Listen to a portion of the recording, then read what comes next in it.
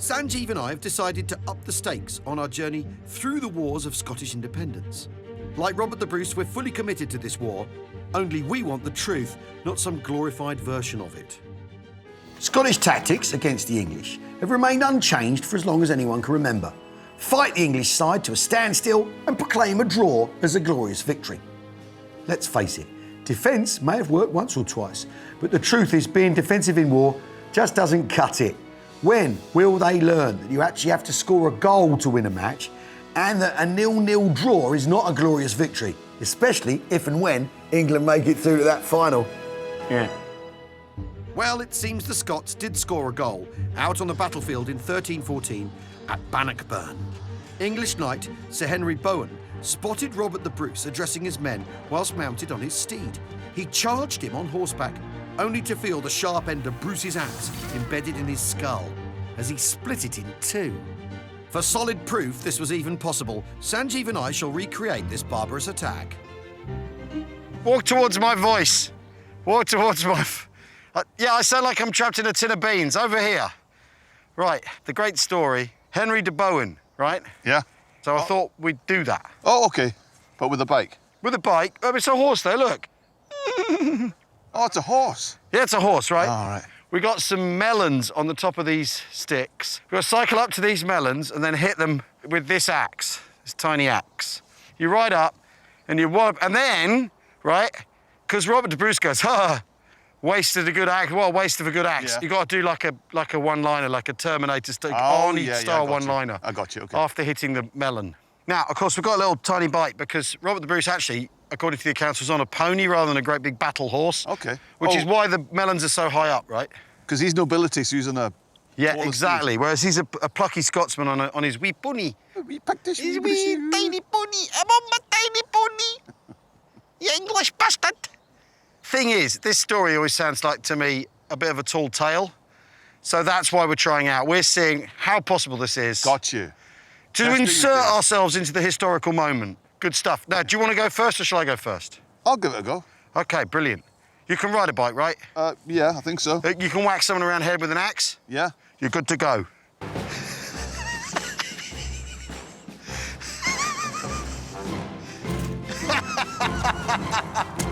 That's what I call a Brucey bonus. You gonna give it a go?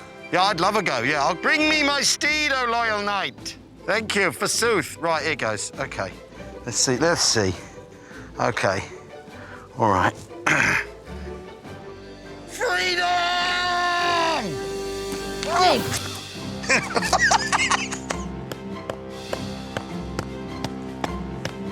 Go for it, go on. Here he goes.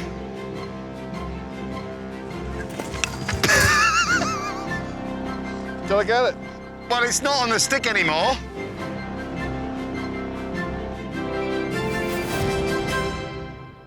You know what? I feel like when you get that smell of that metallic blood, Yeah.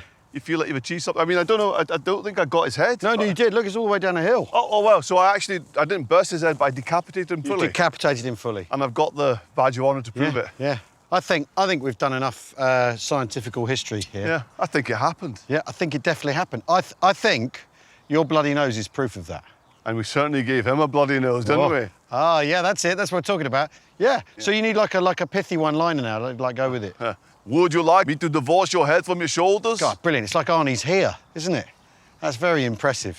I think the advantage that Knight from the Middle Ages has over me when it comes to splitting someone's head with an axe is he's been doing it since he was a little boy. He's not on a fashionable media-type bike. He's on a great big charger, and he actually wants to kill the bloke rather than split a melon to prove a point. But I thought it was brilliant. Scottish morale ran high that first day at Bannockburn. Robert the Bruce gave a rousing speech to his army, while the English cowered overnight in nearby wet and boggy marshland. It said the English were easy targets as they beat a retreat. But there must be more to this story. Right, Battle of Bannockburn, day 2. Yeah. The English knights are chased into the burn, stream. That's Scottish for stream, right? Yeah. They're chased into it, and it's thick with mud. Yeah. And they're weighed down by their armour, and they get stuck. And this is what won it, as the son would have said. Yeah. Yeah. Yeah. So what I thought we should do, because we've both got chainmail on. Yeah. Right? Yeah. We've both got chainmail on. I thought we should go into this muddy burn here and see how difficult. See how hard it was? Yeah, and see if there's any. Because that does sound a little like the English making the excuse, going, "Oh no," and there was like a ditch, and we got stuck in a ditch, and the Scots cheated. And we're at one of those mud assault courses for young idiots, right? So what we're going to do, fit young idiot place. We're going to go into the mud, and we're being chased by an angry mob of Scots. Yeah, you got the idea. Yeah, okay, yeah. after you. No, you. No, really, No, you no, go go on, first. no, you go Oh, all first. right, No, I'll no. go first. Okay. Oh, bloody hell! Right. Oh my God! Right, okay. This is quite hard work in armour. And wellies. It's Oh, true. oh, it's gone right down. Yeah, it's gone right down and it's gone right in. Jesus I can Christ. tell you that much. It's gone right in. Oh, Oh, tea I've never bag. had mud there before. We're not going in this direction anyway. Have you still got your wellies on? Yeah, oh, crikey! Oh, God, it stinks This as is well. it stinks. This is extremely hard work. I can't imagine doing much fighting in this. The English soldiers were initially trapped between the Bannockburn River on one side and the Scottish pikes on the other. Rumour has it they were panic-stricken as their archers couldn't even draw their arrows in the crush. And that was before they sank into boggy water in full battle armour. This is extremely hard work. Oh no, we've got to crawl out now. I'll tell you what, my thighs will be amazing after this. It's that proper hydrotherapy. God, this is I disgusting. might have a frog in my welly, and that's not a euphemism. Oh, did you? This is. Oh, no! no! Save them. Oh my God.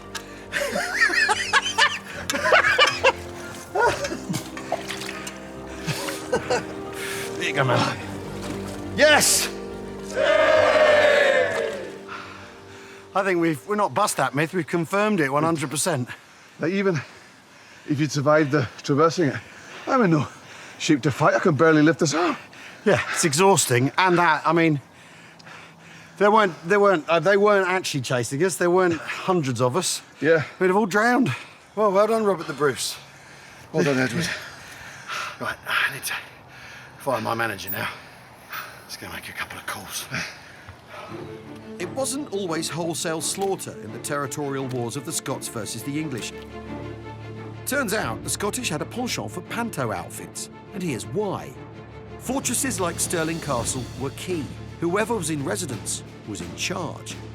The English needed castles to get a foothold in Scotland. Legend has it the Scots mounted daring assaults to kick them out. Robert the Bruce, the Scots generally, would try and take the castles off the English because basically the English came to Scotland. The only place they could live was in castles, so they'd try and capture the castles. And the Scots, being canny and sleek and handsome like myself, would use their guerrilla warfare, asymmetric warfare, to try and get the castles back. So there are loads of myths and Scottish folklore about how they managed this. And we're going to test some of the theories. And one of them was, well, that the Scots soldiers would actually dress as cows to try and evade English security and storm the castle. So what I've done is, in the interest of historical reenactment, I'm going to test the theory. Udders and all. Should we give it a go? Let's give it a go. And so here we are, recreating the ultimate in asymmetrical warfare or unconventional tactics. Because I kind of have to see it to believe it. So you've got to wait a couple of hundred years for binoculars to be invented. Maybe longer, I'm not sure. Mind you, that cow seems to have got up onto its back legs and is running towards the castle now. The Scots claim that in 1313, Sir James Douglas, known as the Black Douglas, mounted a surprise attack on border stronghold Roxburgh Castle.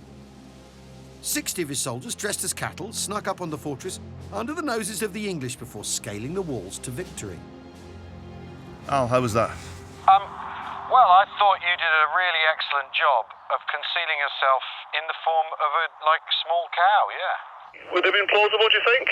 I think if there'd been a whole load of you and some actual cows, yeah.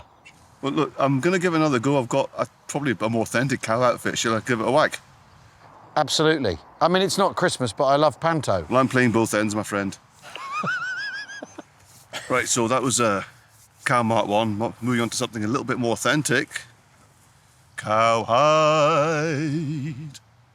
OK, I got my eyes peeled. I mean, it doesn't look like a person. I'm not saying it looks like a cow, but it doesn't look like a person. I don't know, if you told me that was like a really short, squat sort of deer or something, because it's sort of brown in the sunlight. So maybe it's like a really big wombat or something, which is unlikely in this part of the world. That would arouse suspicion. Like if I were a guard up here and I thought, hang on a minute, there seems to be a wombat crossing the field. Hang on a minute. Oh no, that's definitely a bloke now. I can see his legs. Oh no, now it's a running bloke. No, that's a running bloke. Okay, Al, that was cow Mark 2 electric. Boogaloo, how was that for you? You know what? You're gonna be surprised. That was actually kind of convincing. Well, it was more bovine, I felt. I mean, I was a quadruped for most of So that, Yeah, well, the bit where you got up and ran and you were obviously a bloke, that was the worst bit. but when you were like crawling along and you're like brown, like A cow, you could have been anything. I'm a trained actor. I've been in the game for a quarter of a millennium. But as good as I am, I can't really be a cow, can I? I can do my best, but I can't actually be a cow. So I've got the next best thing. Meet Margaret Ann.